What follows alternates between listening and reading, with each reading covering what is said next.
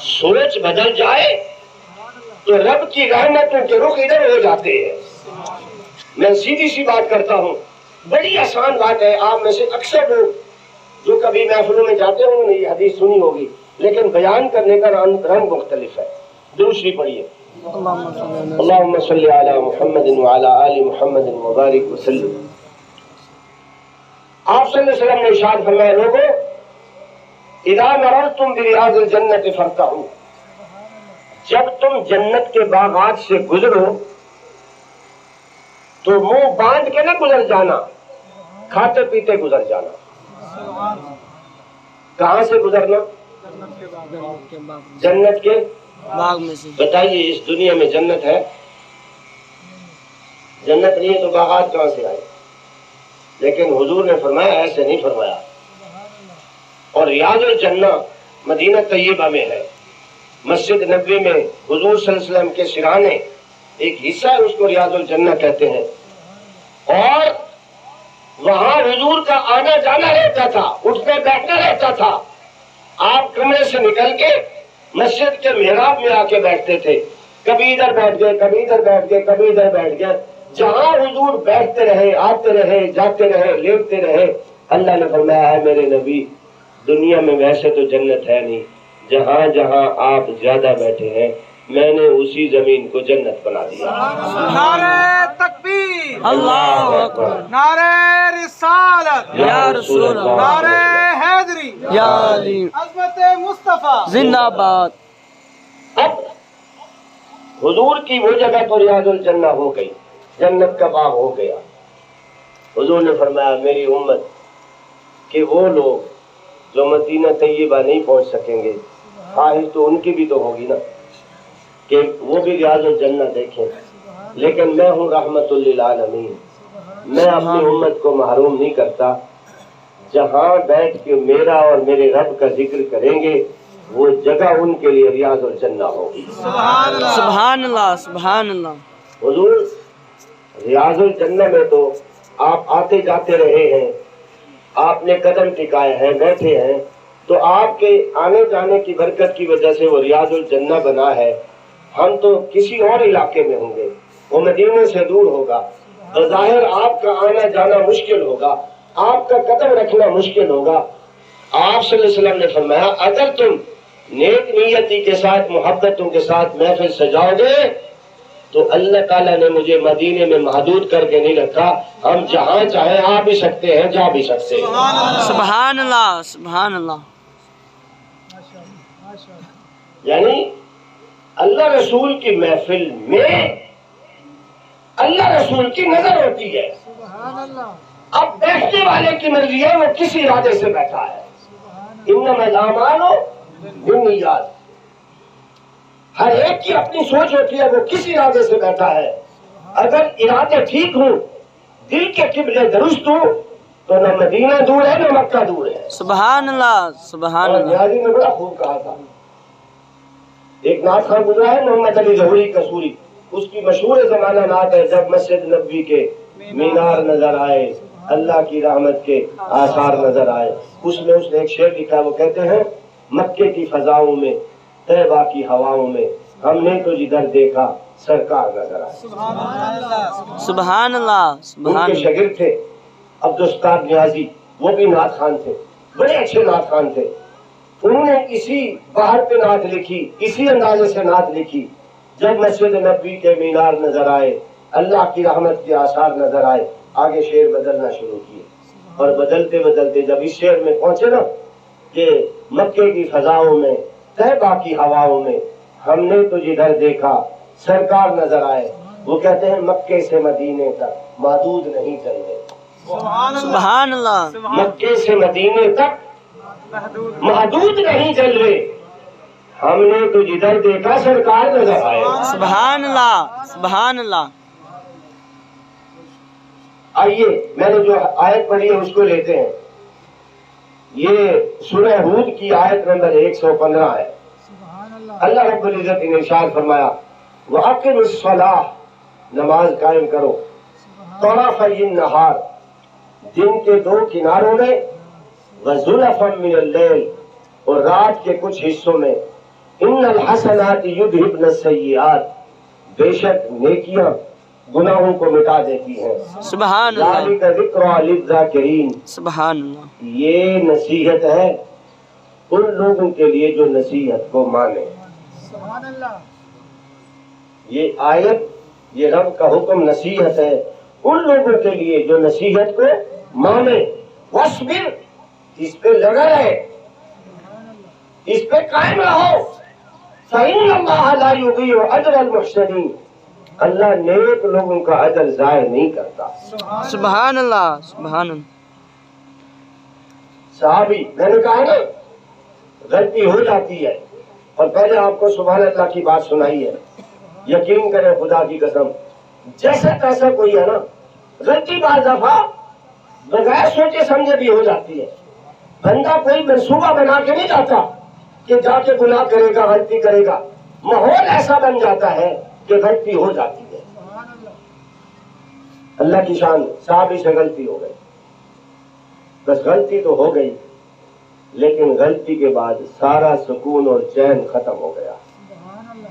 گھر جب آیا تو روٹی اچھی نہیں لگتی، خوف خدا، بیوی بچے اچھے نہیں لگتے، بسترے اچھے نہیں لگتے، مکان اچھا نہیں لگتا. اور کمال ہے سارا گھر پرایا لگتا ہے، ہر شے پرائی لگتی ہے، اور حیران ہوتا ہے بندہ کہ کیا کروں. پوری رات پریشان گزاری. اور غلطی کیا ہوئی؟ شادی شدہ آدمی تھا، بدکاری کر بیٹھا، زنا کر بیٹھا. اور آپ کو پتا ہو 4 گناہ ایسے ہیں اگر کوئی کر لے تو اللہ تبارک و تعالیٰ کا فیصلہ یہ ہے مزید اسے زمین پہ زندہ رہنے کا حق نہیں ہے. سمجھ رہے ہو؟ ان میں سے ایک مسلمان مرتد ہو جائے، مرتد کی سزا قتل. مسلمان تھا، اچھا بھلا کلمہ پڑھتا تھا، وہ ہندو ہو گیا، سکھ بن گیا، عیسائی بن گیا یا یہودی بن گیا، اس نے اسلام کو چھوڑ دیا. اللہ نے فرمایا اس کی گردن اتار دو، اس کو زمین پہ رہنے کا حق نہیں. کسی نے بے قصور آدمی کو قتل کر ڈالا، بے قصور آدمی کو قتل کرنے کا حق. لڑائی تھی، نقصان اس نے بھی کیا تھا، لیکن اس کا جرم اتنا نہیں تھا کہ اسے بالکل قتل کر دیا جائے، لیکن اس نے قتل کر دیا. اب اس قتل کرنے والے کو بھی زمین پہ رہنے کا حق نہیں ہے، قتل کا بدلہ قتل ہے. سبحان. نبی کا اگر گستاخ ہے، اللہ ہم سب کو بچائے. اور گستاخی بعض دفعہ لوگ کر جاتے ہیں اور سمجھتے نہیں ہیں. جیسے اپنے آپ کو بچانے کے لیے کہتے ہیں ایک قصور میں کنوں تھوڑا تھے، غلطی نبی کنوں تھی رہتی ہے. خلاص کا بولے اللہ سنے تو سکتے شکر نہیں سنا الحمدللہ، لیکن میں سارے جا کے لاپ لے لوں کیا ٹھیک ہے غلطی کا نبی کنوں تھی رہتی. جب اس نے یہ کہا ہے تو اس کا مطلب ہے اس نے نبی کو اپنے برابر سمجھ کے، جیسے اپنے آپ کو مجرم کہہ رہا تھا، نبیوں کو بھی مجرم کہہ دیا ہے لاشعوری میں. اس کی سزا بھی قتل ہے. اسی طرح شادی شدہ آدمی یا شادی شدہ عورت خدا نہ خواستہ بدکاری کرے اور زنا میں مبتلا ہو جائے، اللہ نے فرمایا اس کی سزا بھی قتل ہے، اس کو بھی زمین پہ زندہ رہنے کا حق نہیں ہے. اور اس کی سزا چھری سے، تلوار سے گردن کاٹنا نہیں ہے، پتھر مار مار کے سنسار کر کر کے اسے موت کے گھاٹ اتارو. سمجھ رہے ہو؟ لوگوں کی عادت ہوتی ہے بری، ہر شے گھر میں موجود ہے، لوسی کتوں کی طرح پھرتے ہیں اور برائی کر کے آتے، پرواہی نہیں کرتے. اگر اسلامی قانون ہے تو خدا کی قسم سزا موت ہے. سبحان اللہ. حضور کے صحابی سے بھی ایسی غلطی ہو گئی. صحابی سے میں نے کہا نا غلطی ہو جاتی ہے، ہو گئی، لیکن غلطی کے بعد سو نہیں سکا، بے چین ساری رات سوچتے سوچتے گزری کہ یار اگر ابھی میری موت آ جائے دنیا میں سزا بھگتے بغیر تو میں آگ کی سزا کیسے برداشت کروں گا؟ میں آگ میں کیسے جلوں گا؟ پتہ نہیں کتنی سزا ہوگی. میں آگ میں جلوں گا. ساری رات بے چین سویا اور صبح تہجد کے وقت دربار مصطفیٰ میں حاضر ہو گیا. دربار مصطفیٰ میں حاضر ہو گیا. آپ کی عادت کریمہ تھی کہ صبح کی نماز پڑھانے کے بعد آپ بیٹھ جاتے اور صحابہ کرام لائن میں لگ کے باری باری اپنے مسئلے پوچھتے، ضروریات کے بارے میں سوالات کرتے. حضور ہر ایک کو جواب دیتے، ضرورتیں پوری کرتے. وہ بھی لائن میں لگ گیا، اپنی باری پہ حضور کے قریب ہو گیا اور سب کچھ بتایا کہ میں نے کیا کیا ہے.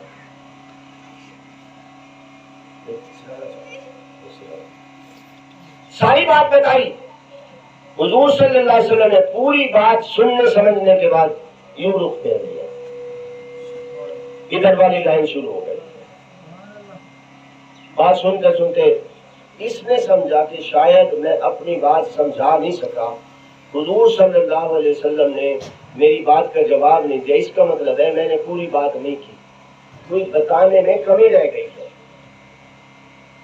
ادھر والی لائن میں لگ گیا. چلتے چلتے چلتے پھر جو باری آئی پھر ساری بات بتائی. حضور صلی اللہ علیہ وسلم نے رخ یوں پھیر دیا، پھر پیچھے ہٹ گیا. باری مک گئی اور پھر کہا یار کچھ بات رہ گئی ہے، میں صحیح طریقے سے بتا نہیں سکا، کوئی بات رہ گئی ہے، ورنہ حضور کوئی تو جواب دیتے. پھر اٹھا، پھر ادھر آ گیا. حضور صلی اللہ علیہ وسلم نے پوری بات توجہ سے سنی اور سننے کے بعد آپ نے پھر رخ پھیر دیا.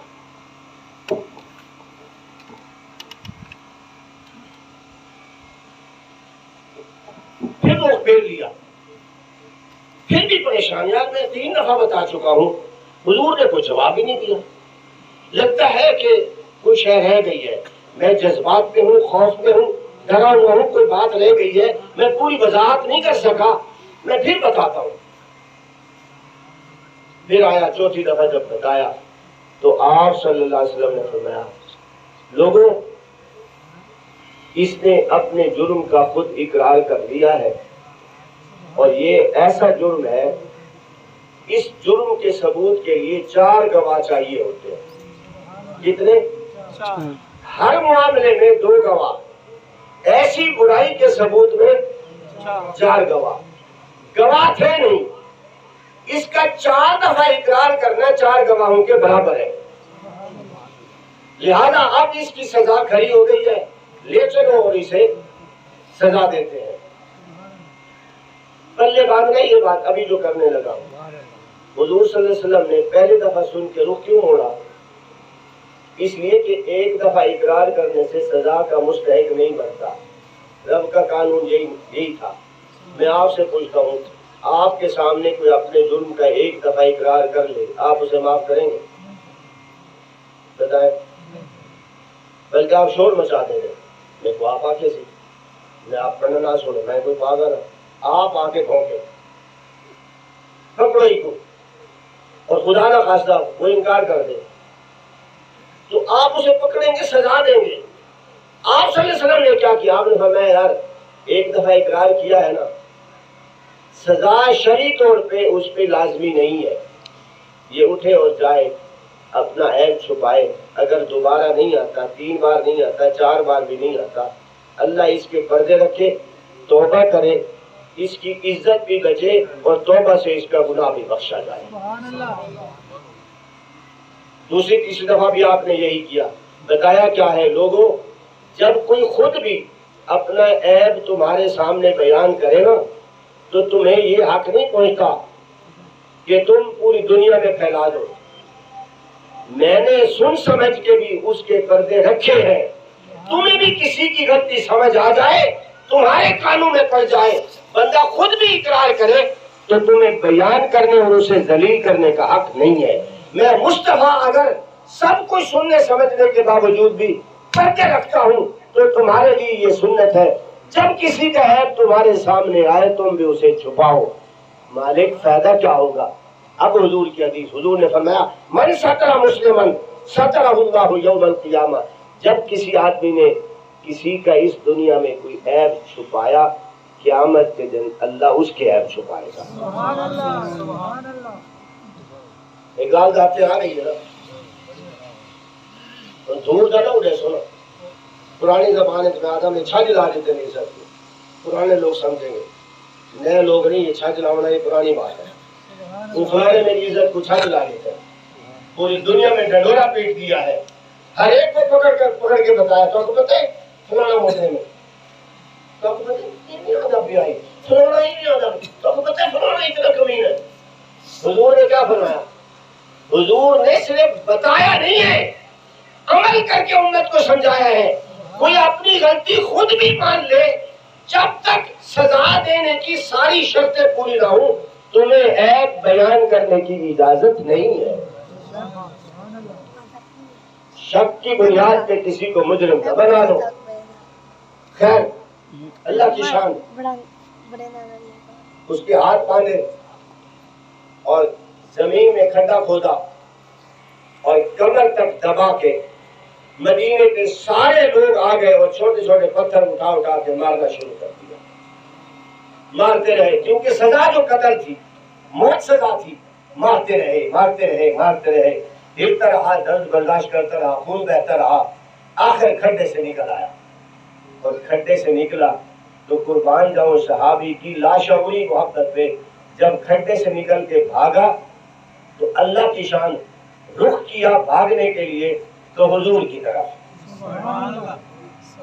اعلیٰ حضرت نے شعر لکھا ہے، کمال کر دیا ہے، چور حاکم سے چھپا کرتے ہیں، چور حاکم سے چھپا کرتے ہیں، یہاں اس کے خلاف تیرے دامن میں چھپے چور انوکھا تیرا۔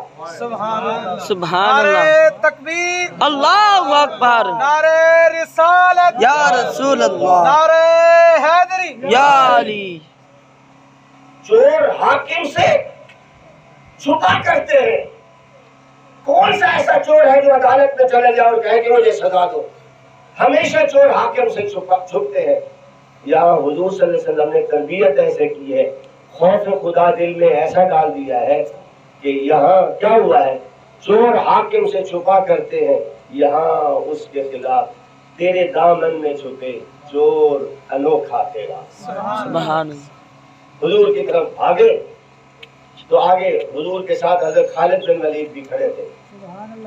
حضرت خالد بن ولید کے ہاتھ میں اونٹ کی ٹانگ کی ہڈی تھی مضبوط، جیسے ہی مجمع چیر کے نکلنے لگے خون میں لت پت تھے، خون بہ رہا تھا، پتھر لگے تھے، آخر کپڑے بھیگے ہوئے تھے، زور سے سر پہ ہڈی ماری، وہ گرے اور فوت ہو گئے۔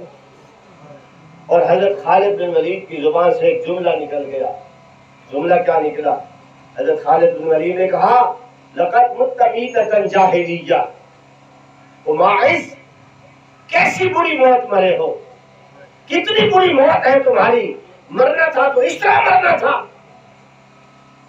دیکھو حضور خود سزا دلوا رہے ہیں، سزا میں کھڑے ہوئے ہیں، فیصلہ خود سنایا ہے، سارے سزا کے لیے انتظامات خود کیے ہیں، وہ بھی انصاف تھا، وہ بھی حق تھا۔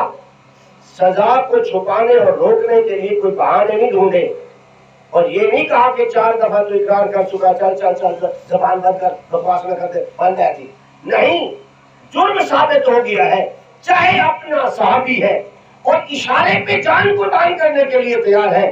آپ نے فرمایا ہم رب کے حکم پہ عمل کروانے کے لیے آئے ہیں، چاہے اپنا ہو پرایا ہو، قانون سب کے لیے برابر ہے، قانون سب کے لیے، بولی سب کے لیے۔ اپنا میں لکا کے دوا دے پسندی چاہ دینا ہے، قانون سب کے لیے برابر، خدا کی قسم۔ سزا دلوا رہے تھے، بندہ فوت ہو گیا، لیکن حضرت خالد بن ولید کا جملہ حضور کو اچھا نہیں لگا۔ آپ نے فرمایا خالد کیا کہہ دیا ہے، جس نے اپنے آپ کو سزا کے لیے پیش کر دیا ہے اس سے بڑھ کر بھی کوئی نہیں ہو سکتا ہے۔ تو یہ کہہ رہا ہے بری موت مرا ہے، اس جیسی موت تو کوئی مرے تو آسمان کے فرشتے حیران ہوتے ہیں، اور تو کہہ رہا ہے کہ یہ بری موت ہے۔ سن، تیری نگاہ یہاں تک تھی اور میں ہوں رب کا نبی، میں ہوں رب کا نبی، میری نظر آخرت پر بھی ہے، میری نظر دنیا پہ بھی ہے، میری نظر اس کی توبہ کی قبول ہونے کے اجر پہ بھی ہے، اور اپنی امت کے گناہوں پر بھی ہے۔ سبحان اللہ۔ آپ نے کیا فرمایا؟ مسلم شریف کی حدیث ہے، آپ نے فرمایا لوگوں لقد تاب توبۃ لو وسعت علی اہل المدینہ لکفتھا، اس نے اللہ کی بارگاہ میں ایسی توبہ کی ہے کہ اگر پورے مدینے والوں پر اس کی توبہ تقسیم کر دی جائے اور مدینے والوں کو اس کی توبہ میں تھوڑا تھوڑا حصہ دیا جائے تو سارے مدینے والے بخشے جائیں، سارے۔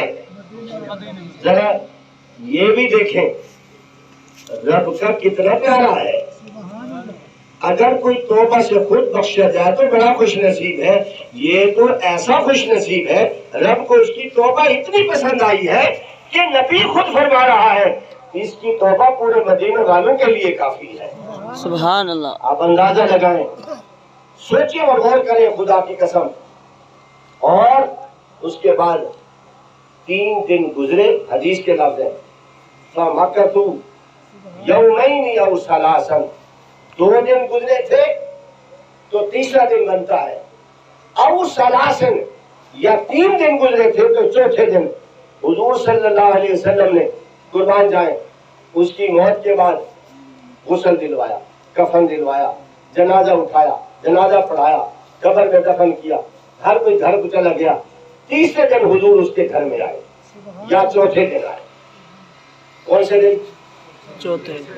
تیسرے یا چوتھے دن حضور جب تشریف لائے تو صحابہ اکرام پہلے سے موجود تھے، پہلے سے موجود تھے۔ صحابی کہتے ہیں فجاء فسلم، حضور تشریف لے آئے، ہمیں سلام کیا، ہم نے اٹھ کے استقبال کیا، وعلیکم السلام کہا، ہم پہلے سے موجود تھے۔